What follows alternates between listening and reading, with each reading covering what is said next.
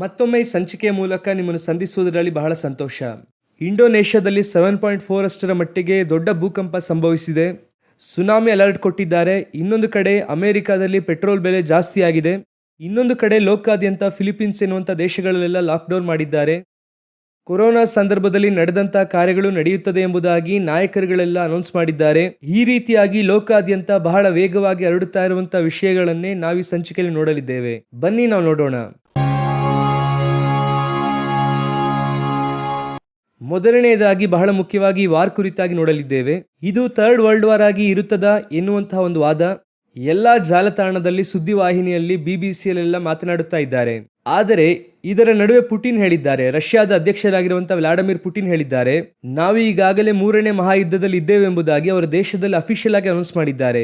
ನಾವು 3ನೇ ಮಹಾಯುದ್ಧದಲ್ಲಿ ಇದ್ದೇವೆ ಎಂಬುದಾಗಿ. ಅಷ್ಟು ಮಾತ್ರವಲ್ಲದೆ ಒಂದು ಮಾತನ್ನು ಹೇಳಿದ್ದಾರೆ, ಈ ಯುದ್ಧವನ್ನು ಆರಂಭಿಸಿದವರಿಗೆ ಗೊತ್ತಿಲ್ಲ ಇದು ಎಲ್ಲಿ ಹೋಗಿ ಮುಗಿಯುತ್ತದೆ, ಅಂತ್ಯವಾಗುತ್ತದೆ ಎಂಬುದಾಗಿ. ಅಮೆರಿಕದ ಅಧ್ಯಕ್ಷರು ಹೇಳಿದ್ದಾರೆ, ನಾವು 3 ವಾರದಲ್ಲಿ ಇರಾನ್ ಅನ್ನು ಮುಗಿಸುತ್ತೇವೆ ಎಂಬುದಾಗಿ. ಆದರೆ ಇದು ಹೋಗುತ್ತಾ ಇರುವಂಥ ದಿಕ್ಕು ನೋಡಿದ್ರೆ ಆ ರೀತಿ ಇಲ್ಲ. ಈ ಯುದ್ಧ ಇನ್ನೊಂದು ಪರಿಮಾಣಕ್ಕೆ ಹೋಗುತ್ತಾ ಇದೆ, ಬಹಳ ದೊಡ್ಡದಾದ ಒಂದು ನಾಶನದೆಡೆಗೆ, ಲೋಕಾದ್ಯಂತ ನಾಶನ. ಈಗ ನಾವು ಈ ಸಂಚಿಕೆ ಶೂಟ್ ಮಾಡುತ್ತಿರುವಾಗಲೂ ಕೂಡ ಕುವೈತ್ನ ಇನ್ನೊಂದು ಆಯಿಲ್ ರಿಫೈನರಿಯನ್ನು ಅವರು ತಾಕಿದ್ದಾರೆ. ಅದೇ ರೀತಿ ಇರಾನಿನ ನ್ಯೂಕ್ಲಿಯರ್ ಸೈಟ್ಸ್ ಬಾಧಿಸಲ್ಪಟ್ಟಿದೆ. ಇಸ್ರಾಯೇಲ್ನ ನ್ಯೂಕ್ಲಿಯರ್ ಸೈಟ್ಸ್ ತಾಕಿದ್ದಾರೆ. ಈ ರೀತಿ ವಾರು ಮುಂದಿನ ಎಕ್ಸ್ಟೆನ್ಷನ್ಗೆ ಹೋಗುತ್ತಾ ಇದೆ, ಬಿಟ್ರೆ ಮುಗಿಯುವ ಹಂತಕ್ಕೆ ಬಂದಿಲ್ಲ. ಇದರ ನಡುವೆ ಅಮೆರಿಕ ಹಾಗೂ ಯುರೋಪ್ನ ನಡುವೆ ಒಂದು ಬಿರುಕು ಉಂಟಾಗಿದೆ. ಇದು ಎಕ್ಸ್ಪೆಕ್ಟ್ ಮಾಡಿದ್ದೆ. ಈ ಬಿರುಕು ಯಾವ ಕಡೆಗೆ ಹೋಗುತ್ತದೆ, ಇದು ಏನಾಗುತ್ತದೆ ಎಂಬುದಾಗಿ ಮುಂದಿನ ಪಾಯಿಂಟ್ ಅಲ್ಲಿ ನಾವು ನೋಡೋಣ. ಈಗ ಯುರೋಪ್ ರಾಷ್ಟ್ರದಲ್ಲಿ ಬಹುತೇಕ ದೇಶಗಳು ತಮ್ಮ ಏರ್ ಬೇಸ್ ಅನ್ನು ಯೂಸ್ ಮಾಡಬಾರದು ಎಂಬುದಾಗಿ ಅಮೆರಿಕದವರಿಗೆ ಹೇಳಿದ್ದಾರೆ, ಇರಾನ್ಗೆ ಎದುರಾಗಿ. ಈ ನ್ಯಾಟೋ ದೇಶಗಳಿಗೆ 80 ವರ್ಷಗಳಿಂದ 1943ರ ನಂತರ ಅಮೆರಿಕನೇ ದೊಡ್ಡ ಭದ್ರತೆಯಾಗಿ ಇತ್ತು. ಅಂದರೆ ಚೀನಾನೋ ರಷ್ಯಾವೋ ಇವರನ್ನು ತಾಕದ ಹಾಗೆ ಒಂದು ದೊಡ್ಡ ಆರ್ಮಿಯ ಬಲವನ್ನು ಇವರಿಗೆ ಕೊಟ್ಟಿದ್ದರು. ಅಮೆರಿಕ ಅದಕ್ಕೆ ಬಹಳಷ್ಟು ಖರ್ಚು ಮಾಡಿದೆ. ಈಗ ಅಮೆರಿಕ ತಮ್ಮ ಏರ್ ಬೇಸ್ ಯೂಸ್ ಮಾಡಬಾರದು ಎಂಬುದಾಗಿ ಯುರೋಪ್ ಹೇಳಿದೆ. ಯಾವ ಕಾರಣಕ್ಕಾಗಿ ಈ ರೀತಿಯಾಗಿ ಎಂಬುದಾಗಿ ಕೇಳುವಾಗ, ಟ್ರಂಪ್ 2ನೇ ಸಾರಿ ಬಂದಾಗ ಯುರೋಪಿಗೂ ಟ್ರಂಪಿಗೂ ಸರಿ ಬರಲಿಲ್ಲ. ಈ ಗ್ರೀನ್ಲ್ಯಾಂಡ್ ವಿಷಯದಲ್ಲಿ ಸರಿ ಬರಲಿಲ್ಲ. ಅವಾಗಿನಿಂದ ಅವರು ಹೇಳುತ್ತಾ ಇದ್ದಾರೆ, ಯುರೋಪಿಗೋಸ್ಕರವಾಗಿ ಒಂದು ಪ್ರತ್ಯೇಕ ಸೈನ್ಯವನ್ನು ರೂಪಿಸಬೇಕೆಂಬುದಾಗಿ. ಇದೆಲ್ಲ ಲೋಕ ಪ್ರಕಾರವಾದ ನ್ಯೂಸ್. ಆದರೆ ಇದರ ಹಿಂದೆ ಇರುವಂತಹ ಸತ್ಯವೇದದ ಕಾರ್ಯ ಏನೆಂಬುದಾಗಿ ನೋಡುವಾಗ, ಅಮೆರಿಕದ ಬೀಳುವಿಕೆ ಆರಂಭವಾಯಿತು ಎಂಬುದಾಗಿ ನಾವು ಅನೇಕ ವರ್ಷಗಳಿಂದ ಹೇಳುತ್ತಿದ್ದೇವೆ. ಅಮೆರಿಕವನ್ನು ಈಗ ತಿರಸ್ಕರಿಸುತ್ತಿದ್ದಾರೆ. ಇರಾನ್ ಅನ್ನೇ ಅವರಿಂದ ಏನು ಮಾಡಲಿಕ್ಕೆ ಆಗದೇ ಇರುವಂತಹ ಹಂತಕ್ಕೆ ಹೋಗುತ್ತಿರುವಾಗ ಇದರ ನಡುವೆ ಯುರೋಪ್ನೊಂದಿಗೆ ಬಿರುಕು ಉಂಟಾಗಿದೆ. ಆದರೆ ಸತ್ಯವೇದದ ಲೆಕ್ಕಾಚಾರ ಪ್ರಕಾರ ಸಮುದ್ರದಿಂದ ಒಂದು ಮೃಗ ಏರಿ ಬರಬೇಕು, ಅದು ಯುರೋಪ್ ಯೂನಿಯನ್ ಎಂಬುದಾಗಿ ನೋಡುತ್ತೇವೆ. ಈಗ ಯುರೋಪ್ ಯೂನಿಯನ್ ಹೇಳುತ್ತಿರುವುದನ್ನು ನಾವು ನೋಡುತ್ತಿದ್ದೇವೆ. ಯುರೋಪ್ ಹೇಳುತ್ತಾ ಇದೆ, ಇನ್ನು ಮುಂದೆ ನಾವು ನೋಡಿಕೊಳ್ಳುತ್ತೇವೆ ಎಂದು. ಅಷ್ಟು ಮಾತ್ರವಲ್ಲದೆ ಸ್ವಲ್ಪವಾಗಿ ಅಮೆರಿಕವನ್ನು ಬದಿಗೆ ತಳ್ಳುತ್ತಿದ್ದಾರೆ. ಇದರ ಪರಿಣಾಮ ಏನಾಗುತ್ತದೆ ಎಂಬುದಾಗಿ ನೋಡುವಾಗ, ಖಂಡಿತವಾಗಿ ಅಮೆರಿಕವನ್ನು ಸೈಡ್ಗೆ ತಳ್ಳುವಾಗ ರಷ್ಯಾ ಸ್ವಲ್ಪ ತಲೆ ಎತ್ತುತ್ತದೆ. ಒಂದು ಪತ್ರಿಕೆಯಲ್ಲಿ ನೋಡಿದೆ, ಇವತ್ತು ಲೋಕದಲ್ಲೇ ಬಹಳ ವ್ಯಾಲ್ಯೂಬಲ್ ಆಗಿರುವಂತ ಒಬ್ಬ ನಾಯಕರು ಯಾರಿದ್ದಾರೆ ಅಂದ್ರೆ ಪುಟಿನ್ನೇ. ಆ ರೀತಿ ಅವರು ಹೇಳಿದ್ದಾರೆ. ಕಾರಣ ಏನೆಂದರೆ, ಯುರೋಪಿಗೆ ಗ್ಯಾಸ್ ಕೊಡುವುದರಿಂದ, ಅಷ್ಟು ಮಾತ್ರವಲ್ಲದೆ ಅನೇಕ ವಿಷಯಗಳಲ್ಲಿ ಪುಟಿನ್ ಅವರ ತೀರ್ಮಾನ ಬಹಳ ಪ್ರಧಾನವಾಗಿದೆ ಎಂದು ಹೇಳುತ್ತಿದ್ದಾರೆ. ಸೊ ಪುಟಿನೇ ವ್ಯಾಲ್ಯೂಬಲ್ ನಾಯಕ ಎಂದು ಹೇಳುತ್ತಿದ್ದಾರೆ. ಒಂದು ವೇಳೆ ಪುಟಿನ್ ಉಕ್ರೇನ್ ತಾಕುವುದಕ್ಕೆ ಪ್ರಯತ್ನ ಮಾಡುವಾಗ ತನ್ನ ದೇಶವನ್ನು ಎಕ್ಸ್ಟೆಂಡ್ ಮಾಡಿಕೊಳ್ಳಬೇಕೆನ್ನುವಾಗ, ಯಾಕಂದ್ರೆ ಪುಟಿನ್ ಅವರಿಗೆ ಈಗಾಗಲೇ ಒಂದು ಆಲೋಚನೆ ಇದೆ. ಸೋವಿಯತ್ ಯೂನಿಯನ್ ಅಥವಾ ಯುನೈಟೆಡ್ ರಷ್ಯಾ ಎಂಬುದಾಗಿತ್ತು ಅವರು ಬರುವ ಮುಂಚೆ. ಪೆರೆಸ್ಟೋರಿಕಾ ಎನ್ನುವಂತ ಒಂದು ಕಾನೂನಿನ ನಿಮಿತ್ತವಾಗಿ ಮಿಖೈಲ್ ಗಾರ್ಬಿಚೋ ಅವರ ಕಾಲದಲ್ಲಿ ರಷ್ಯಾ ತುಂಡು ತುಂಡಾಯಿತು. ಆ ನಂತರ ಎಲ್ಸಿನ್ ಬಂದರು. ಆ ನಂತರವಾಗಿ ಪುಟಿನ್ಗೆ ಮತ್ತೆ ಆ ಯುನೈಟೆಡ್ ರಷ್ಯಾ ರೂಪಿಸಬೇಕೆನ್ನುವಂತ ಒಂದು ಕನಸು. ಈಗ ಅದಕ್ಕೆ ಒಳ್ಳೆಯ ಅವಕಾಶ ಏರ್ಪಟ್ಟಿದೆ. ಒಂದು ವೇಳೆ ಪುಟಿನ್ ಮತ್ತೆ ಆ ಯುನೈಟೆಡ್ ರಷ್ಯಾವನ್ನು ರೂಪಿಸುವಾಗ ಉಕ್ರೇನ್, ತಜಕಿಸ್ತಾನ್, ಉಜ್ಬೇಕಿಸ್ತಾನ್ ಇದೆಲ್ಲವನ್ನು ಕೂಡ ಅವರು ಒಟ್ಟಾಗಿ ಸೇರಿಸಬೇಕು. ಆ ರೀತಿ ಮಾಡುವಾಗ ಯುರೋಪ್ ಖಂಡದೊಳಗೆ ಅವರು ಬರಬೇಕಾಗುತ್ತದೆ. ಅವತ್ತು ಯುರೋಪ್ ಅವರನ್ನು ಎದುರಿಸುತ್ತದೆ. ಆಗ ಯುರೋಪ್ ಶಕ್ತಿಶಾಲಿ ರಾಷ್ಟ್ರವಾಗಿ ಮಾರ್ಪಡುತ್ತದೆ. ಅದಕ್ಕೆ ಸಾಧ್ಯತೆಗಳು ಈಗ ಉಂಟಾಗಿದೆ. ಇದರೊಂದಿಗೆ ಸತ್ಯವೇದದ ಪ್ರಕಾರ HKL 38-39 ಪ್ರಕಾರ ರಷ್ಯಾ ಇಸ್ರೇಲ್ ಕಾದಾಡಬೇಕು. ಇದಕ್ಕೆ ಸಾಧ್ಯತೆ ಅವಕಾಶ ಇದೆಯಾ ಎನ್ನುವಂಥದ್ದನ್ನೇ ನಾವು ಮುಂದಿನ ಪಾಯಿಂಟ್ ಅಲ್ಲಿ ನೋಡಲಿದ್ದೇವೆ. ಈಗ ರಷ್ಯಾ ಹಾಗೂ ಯುಕ್ರೇನ್ ಸಮಸ್ಯೆಯಲ್ಲಿ ರಷ್ಯಾ ಇನ್ನು ಯುಕ್ರೇನ್ನೊಂದಿಗೆ ಅನೇಕ ಸಮಸ್ಯೆಗಳಲ್ಲಿ ಇದೆ. ಉಕ್ರೇನ್ ಅನ್ನು ಜಯಿಸದೇ ಇರುವಂತಹ ಹಂತದಲ್ಲಿ ಇದೆ ಎಂಬುದಾಗಿ ಎಲ್ಲರೂ ನೋಡುತ್ತಿದ್ದಾರೆ. ಅದಕ್ಕೆ ದೊಡ್ಡ ರೀಸನ್ ಯುಕ್ರೇನ್ ಅವರ ಹತ್ರ ಇರುವಂತಹ ಡ್ರೋನ್ಸ್ಗಳು. ಇಸ್ರೇಲ್ ಈಗ ಏನ್ ಮಾಡಿದೆ, ಇರಾನ್ನಿಂದ ತಪ್ಪಿಸಿಕೊಳ್ಳುವುದಕ್ಕಾಗಿ ಯುಕ್ರೇನ್ ಅವರ ಹತ್ರ ಡ್ರೋನ್ ಕೇಳಿದೆ. ಈಗ ಇರಾನ್ ಅವರ ಹತ್ರ ಇರುವಂತದ್ದೆಲ್ಲ ರಷ್ಯಾ ವೆಪನ್ಸ್. ರಷ್ಯಾದವರ ವೆಪನ್ಸ್ ಇರಾನ್ನೊಂದಿಗೆ ಇದೆ. ಉಕ್ರೇನಿನ ವೆಪನ್ಸ್ ಇಸ್ರೇಲ್ ಹತ್ರ ಇದೆ. ಈಗ ಇಬ್ಬರು ಕೂಡ ಮರೆಮುಖವಾಗಿ ಗುದ್ದಾಡುತ್ತಿದ್ದವರು ಈಗ ನೇರವಾಗಿ ಗುದ್ದಾಡುವುದಕ್ಕೆ ಆರಂಭಿಸುತ್ತಾರೆ. ಈಗ ಇದರಲ್ಲಿ ಒಂದು ನ್ಯೂಸ್ನ ಪ್ರಕಾರ ರಷ್ಯಾದ ಎಲ್ಲ ಆಯುಧಗಳು ಇರಾನ್ಗೆ ಸಪೋರ್ಟ್ ಆಗಿ ಬರುತ್ತಿದೆ. ಒಂದು ಕಡೆ ಚೀನಾ ಕೂಡ ಇದೆ. ಆಟೋಮೆಟಿಕ್ ಆಗಿ ರಷ್ಯಾ, ಇಸ್ರಾಯೇಲ್ ಅವರು ನೇರವಾಗಿ ಕಾದಾಡುವುದಕ್ಕೆ ಸಾಧ್ಯತೆಗಳು ಹೆಚ್ಚಾಗುತ್ತಾ ಇದೆ. ಯಾವುದೋ ಒಂದು ಕಡೆ ಇದು ಟ್ರಿಗರ್ ಆಗುತ್ತದೆ. ಅಮೆರಿಕ ಸೈಡ್ಗೆ ಹೋಗುತ್ತದೆ, ಗಲ್ಫ್ ದೇಶಗಳು ರಷ್ಯಾದೊಂದಿಗೆ ಸೇರುತ್ತವೆ. ಈಗ ದಿಢೀರ್ ಎಂಬುದಾಗಿ ಇಸ್ರಾಯೇಲ್ ಏನ್ ಮಾಡಿದೆ ಅಂದ್ರೆ ಪ್ಯಾಲೆಸ್ತೀನರಿಗೆ ಮರಣದಂಡನೆ ವಿಧಿಸಿದೆ. ಅಂದರೆ ಒಳಗೆ ಅಕ್ರಮವಾಗಿ ಪ್ರವೇಶಿಸುವವರಿಗೆ ಮರಣದಂಡನೆ. ಇದನ್ನು ಗಲ್ಫ್ ದೇಶಗಳು ವಿರೋಧಿಸುತ್ತದೆ. ಈಗಾಗಲೇ ಗಲ್ಫ್ ದೇಶಗಳಿಗೆ ಅಮೆರಿಕದ ಮೇಲೆ ಒಂದು ಅತೃಪ್ತಿ ಇದೆ, ಈ ವಿಷಯದಲ್ಲಿ ಅಮೆರಿಕ ನಮ್ಮ ಸಹಾಯಕ್ಕೆ ಬರಲಿಲ್ಲ ಎಂದು. ಸೊ ಈಗ ಆಟೋಮೆಟಿಕ್ ಆಗಿ ರಷ್ಯಾ ಕಡೆಗೆ ತಿರುಗಲು ಪ್ಯಾಲೆಸ್ತೀನ್ ಯೂಶುವಲಿ ಗಲ್ಫ್ಗೆ ಬೆಂಬಲವಾಗಿ ರಷ್ಯಾ ಒಳಗೆ ಬರಲು ಆಟೋಮೆಟಿಕ್ ಆಗಿ ಇದು ರಷ್ಯಾ ಇಸ್ರೇಲ್ ಸಮಸ್ಯೆಯಾಗಿ ಮಾರ್ಪಡುವುದಕ್ಕೆ ಅವಕಾಶಗಳಿದೆ. ಇದು ಮುಂದಿನ ದಿನಮಾನಗಳಲ್ಲಿ ಇದರ ವಿಷಯ ಗೊತ್ತಾಗುತ್ತದೆ. ಸತ್ಯವೇದದಲ್ಲಿ ಹೇಳಲ್ಪಟ್ಟ ಪ್ರವಾದನೆಗಳಿಗೆ ಅನುಸಾರವಾಗಿಯೇ ಇದೆಲ್ಲ ಹೋಗುತ್ತಾ ಇದೆ. ಒಂದು ವಾರ ಆರಂಭವಾಗುವಂಥದ್ದು ಎಲ್ಲಿ ಬೇಕಾದರೂ ಆಗಿರಬಹುದು, ಅದು ಎಲ್ಲಿ ಹೋಗಬೇಕಾದ್ರೂ ಮುಗಿಯುತ್ತದೆ. ಆದರೆ ಈಗ ನೀವು ನೋಡುವುದಾದರೆ ಈ ವಾರ್ ಸ್ವಲ್ಪ ಸ್ವಲ್ಪವಾಗಿ ಅದರ ಎಡೆಗೆ ಹೋಗುತ್ತಾ ಇದೆ. ಎಲ್ಲರೂ ಕೂಡ ಅಮೆರಿಕ ಇರಾನ್ ಎಂಬುದಾಗಿ ಫೋಕಸ್ ಮಾಡುತ್ತಿದ್ದಾರೆ, ಅದು ರಷ್ಯಾ ಇಸ್ರೇಲ್ ಆಗಿ ಮಾರ್ಪಡುತ್ತದೆ.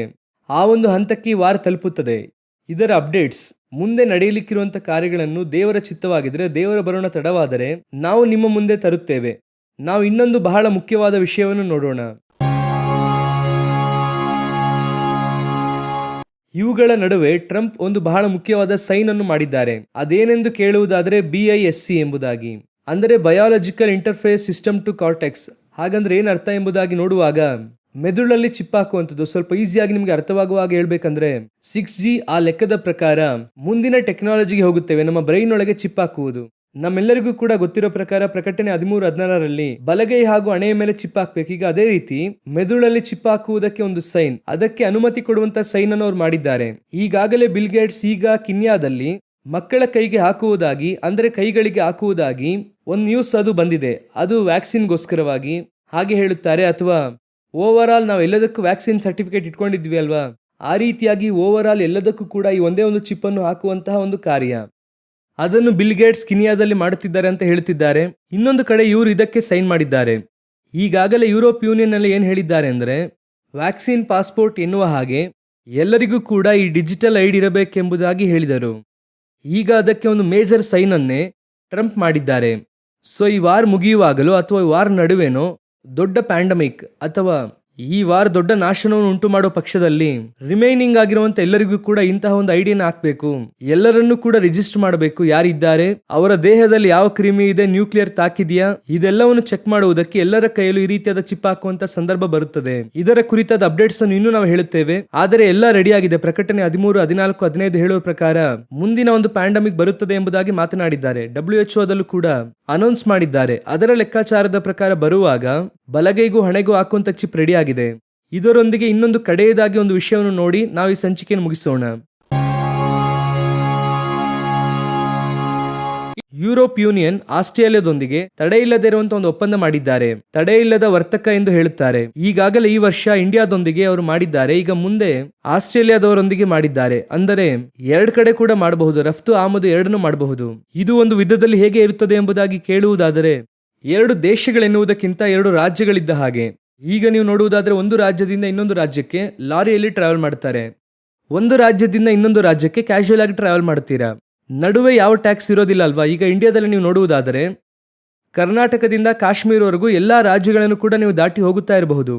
ಆದರೆ ಯಾವ ರಾಜ್ಯದಲ್ಲೂ ಕೂಡ ನಿಲ್ಲಿಸಿ ಟ್ಯಾಕ್ಸ್ ಕೊಡಬೇಕೆಂಬುದಾಗಿ ಕೇಳುವುದಿಲ್ಲ. ರೋಡ್ ಟ್ಯಾಕ್ಸ್ ಬೇರೆ, ಟೋಲ್ ಬೇರೆ. ನಾರ್ಮಲ್ ಆಗಿ ಒಂದೊಂದು ರಾಜ್ಯಕ್ಕೆಂಬುದಾಗಿ ಪ್ರತ್ಯೇಕ ಟ್ಯಾಕ್ಸ್ ಇಲ್ಲ, ಅದೆಲ್ಲ ಸೇರಿನೇ ನಾವೊಂದು ದೇಶ. ಅದೇ ರೀತಿ ಯುರೋಪ್ ಯೂನಿಯನ್ ಅಲ್ಲೂ ಇದೆ. 28 ದೇಶಗಳಲ್ಲಿ ಎಲ್ಲಿ ಬೇಕಾದರೂ ಟ್ರಾವೆಲ್ ಮಾಡಬಹುದು. ಆ ರೀತಿ ಒಂದು ಒಪ್ಪಂದವನ್ನು ಇಂಡಿಯಾದವರೊಂದಿಗೂ ಮಾಡಿದ್ದಾರೆ, ಆಸ್ಟ್ರೇಲಿಯಾದವರೊಂದಿಗೂ ಮಾಡಿದ್ದಾರೆ. ಈಗ ಯುರೋಪ್ ಯೂನಿಯನ್ ಎಕ್ಸ್ಟೆಂಡ್ ಆಗುತ್ತಲೇ ಇದೆ. ಈಗಾಗಲೇ ಅನೇಕ ದೇಶದವರ ಮೇಲೆ ಅವರು ಹಾಕುತ್ತಾ ಬಂದ್ರು. ಈಗ ಅವರು ನೋಡುವುದಾದ್ರೆ ಯುಕ್ರೇನ್ ಅನ್ನು ಒಳಗೆ ಸೇರಿಸಿಕೊಳ್ಳುವುದಕ್ಕೆ ಎಲ್ಲ ಕಾರ್ಯವನ್ನು ಮಾಡುತ್ತಿದ್ದಾರೆ. ಸ್ವಿಟ್ಜರ್ಲೆಂಡ್ ಅನ್ನು ಒಳಗೆ ಸೇರಿಸಿಕೊಳ್ಳುವುದಕ್ಕೆ ಮಾಡುತ್ತಿದ್ದಾರೆ. ಈಗ ಆಸ್ಟ್ರೇಲಿಯಾದವರನ್ನು ಒಳಗೆ ಸೇರಿಸಿಕೊಂಡಿದ್ದಾರೆ. ಒಂದು ಲೋಕ ರಾಜಕಾರಣವನ್ನು ಅವರು ರೂಪಿಸುತ್ತಿದ್ದಾರೆ. ಈ ಕಾರ್ಯ ನಡೆದು ಮುಗಿದ ಮೇಲೆ, ಯುದ್ಧ ಮುಗಿದ ಮೇಲೆ ಲೋಕಾದ್ಯಂತ ಒಂದು ಶಕ್ತಿಶಾಲಿ ರಾಷ್ಟ್ರ ಹೇಳಬೇಕು. ಈಗಾಗಲೇ ಅನೇಕ ಸರಿ ಇದರ ಕುರಿತು ಹೇಳಿದ್ದೇವೆ. ಆ ಶಕ್ತಿಶಾಲಿ ರಾಷ್ಟ್ರ ನೋಡುವುದಾದ್ರೆ ಒಂದು ಕಡೆ ಆರ್ಥಿಕವಾಗಿ ಈ ತಡೆಯಿಲ್ಲದ ವರ್ತಕವನ್ನು ಹಾಕುತ್ತಾ ಇದ್ದಾರೆ. ದಾನಿಯೇಲ 9:27ರಲ್ಲಿ ಅವರು ಲೋಕಾದ್ಯಂತ ಒಂದು ಒಡಂಬಡಿಕೆಯನ್ನು ಮಾಡಿಕೊಳ್ಳುತ್ತಾರೆ ಎಂಬುದಾಗಿ ಇದೆ. ಆ ಒಡಂಬಡಿಕೆ ಈಗ ಮಾಡಲಾಗುತ್ತಿದೆ. ಇದರೊಂದಿಗೆ ಅವರು ಸೈನ್ಯವನ್ನು ರೆಡಿ ಮಾಡುತ್ತಾ ಇದ್ದಾರೆ. 42 ತಿಂಗಳು ಯುದ್ಧ ಮಾಡುತ್ತಾರೆ ಎಂಬುದಾಗಿ ಇದೆ. ಅದಕ್ಕಾಗಿಯೂ ಕೂಡ ಅವರು ಸಿದ್ಧರಾಗುತ್ತಿದ್ದಾರೆ. ಸೊ ನಮ್ಮ ಕಣ್ಗಳ ಮುಂಭಾಗದಲ್ಲಿ ಕಡೆಯ ಸಾಮ್ರಾಜ್ಯ ಎದ್ದು ಆಳ್ವಿಕೆಗೆ ಬರುವಂತ ಕೆಲಸ ನಡೆಯುತ್ತಾ ಇದೆ. ಅವರನ್ನು ಆಳ್ವಿಕೆಗೆ ತಂದು ಕೂರಿಸುವಂತ ಯುದ್ಧ ಒಂದು ಕಡೆ ನಡೆಯುತ್ತಾ ಇದೆ. ಇದಕ್ಕೆ ಸಹಾಯ ಮಾಡುವಂತ ಬೇರೆ ಕಾರ್ಯಗಳು ಸುತ್ತ ನಡೆಯುತ್ತಾ ಇದೆ. ಇದೆಲ್ಲ ನಡೆಯುತ್ತಿರುವಾಗ ಇದೆಲ್ಲ ನಡೆದು ಅವರು ಆಳ್ವಿಕೆಯಲ್ಲಿ ಬಂದು ಕೂರುವುದಕ್ಕೆ ಒಂದು ಕ್ಷಣದ ಮುಂಚೆಯೇ ಸಭೆಯನ್ನು ವಿಮೋಚಿಸುವುದಕ್ಕೆ ಬರುತ್ತೇನೆ ಎಂಬುದಾಗಿ ದೇವರು ವಾಗ್ದಾನ ಮಾಡಿದ್ದಾರೆ. ಈಗ ಯೋಚನೆ ಮಾಡಿ ನೋಡಿ, ಅವರಿಗಿಂತ ನಮಗೆ ಟೈಮ್ ಕಡಿಮೆ ಇದೆ. ಅವರೇ ಎಷ್ಟು ವೇಗವಾಗಿ ಕೆಲಸ ಮಾಡುತ್ತಿರುವಾಗ ಸಭೆ ಎಷ್ಟು ವೇಗವಾಗಿ ಕೆಲಸ ಮಾಡಬೇಕು. ಈಗ ಇರುವಂತಹ ಸಮಯ, ಈ ಗುರುತು ಎಲ್ಲ ನಿಮಗೆ ಹೇಳಲ್ಪಡುತ್ತಿರುವುದು ಸಭೆ ಸಿದ್ಧವಾಗುವಷ್ಟು ಬೇಕಾದ ಸಮಯ ಮಾತ್ರ ಇದೆ. ಬೇರೆ ಯಾವ ಕಾರ್ಯಗಳಿಗೂ ಕೂಡ ಈಗ ಇಲ್ಲ. ಒಂದೊಂದು ದಿನವೂ ಕೂಡ ಸಭೆ ಸಿದ್ಧವಾಗಬೇಕು. ಮದಲಿಂಗನನ್ನು ಸಂಧಿಸುವುದಕ್ಕೆ ಒಂದು ಮೊದಲಗಿತ್ತಿ ಹೇಗೆ ಸಿದ್ಧವಾಗುತ್ತಾಳೋ ಹಾಗೆ ಸಿದ್ಧವಾಗಬೇಕು. ಇನಿ ನಮಗೆ ಸಾವಕಾಶವಿಲ್ಲ. ಈ ಬರುವಂತ ಒಂದೊಂದು ದಿನವೂ ಕೂಡ ನಮಗೆ ಗ್ರೇಸ್ ಪೀರಿಯಡ್ ಇದ್ದ ಹಾಗೆ. ಸಭೆ ಪ್ರಾರ್ಥನೆಯಲ್ಲಿ ಉಪವಾಸದಲ್ಲಿ ನಿರತವಾಗಿದ್ದು ಮದಲಿಂಗನನ್ನು ನೋಡುವ ಹಂತಕ್ಕೆ ನಾವು ಬಂದಿದ್ದೇವೆ. ದೇವರ ಬರೋಣ ತಡವಾದರೆ ಮತ್ತೊಂದು ಸಂಚಿಕೆಯ ಮೂಲಕ ನಿಮ್ಮನ್ನು ಸಂಧಿಸುತ್ತೇವೆ. God bless you.